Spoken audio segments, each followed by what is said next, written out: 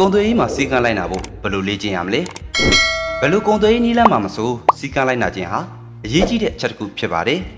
စီကံမလိုက်နာဘူးဆိုရင်ပြည့်စုံတဲ့ကုန်သွယ်ရေးစနစ်တစ်ခုဒါမှမဟုတ်တည်ကြတဲ့ဆုံးရှုံးမှုစီမံခန့်ခွဲခြင်းနည်းပညာတစ်ခုဟာတန်ဖိုးကျဆင်းသွားမှာပဲဖြစ်ပါတယ်သတင်းကောင်းတစ်ခုရှိပါတယ်အဲ့ဒါကတော့စီကံကိုလေ့ကျင့်တည်ယူလို့ရတယ်ဆိုတာပဲဖြစ်ပါတယ်တင်ဘက်ကစိတ်ခွန်အားတချို့စိုက်ထုတ်ဖို့ပဲလိုပါတယ်ဒီထဲမှာ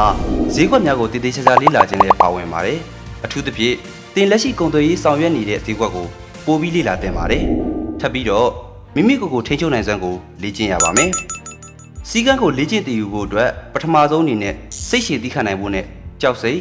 လောဘစိတ်စတဲ့စိတ်ခံစားချက်တွေကိုထိန်းချုပ်နိုင်ဖို့လည်းလေ့ကျင့်ရပါမယ်စနစ်ကျကျပြောရမယ်ဆိုရင်တော့တည်ကြတဲ့စီကံလိုက်နာမှုဟာကုန်သွယ်ရေးအစီအစဉ်တိုင်းအတိအကျလှုပ်ဆောင်ခြင်းပဲဖြစ်ပါတယ်ကုန်သွယ်ရေးအတွက်အစီအစဉ်ချမှတ်ပါဘယ်ချက်ပြမှုတွေမှာကုန်သွယ်မှုခွင့်အပိတ်ပြုလို့ရမယ်ဆိုတာကိုကြိုပြီးတော့တည်ထားရပါမယ်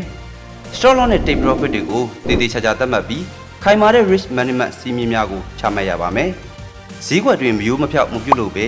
ကုန်သွယ်ရေးစီမင်းများနဲ့အညီဆောင်ရွက်မယ်ဆိုရင်စီကံဟာအောင်မြင်မှုအတွက်အဓိကအထောက်ပံ့တစ်ခုဖြစ်တယ်ဆိုတာသင်ကိုယ်တိုင်သိရှိရပါလိမ့်မယ်အားလုံးပဲဤစနစ်မှန်မှန်စနစ်တကျကုန်သွယ်ခြင်းမှာအကျိုးမြတ်များရရှိပါစေကြောင်းဆုမွန်ကောင်းတောင်းပေးလိုက်ရပါတယ်ခင်ဗျာ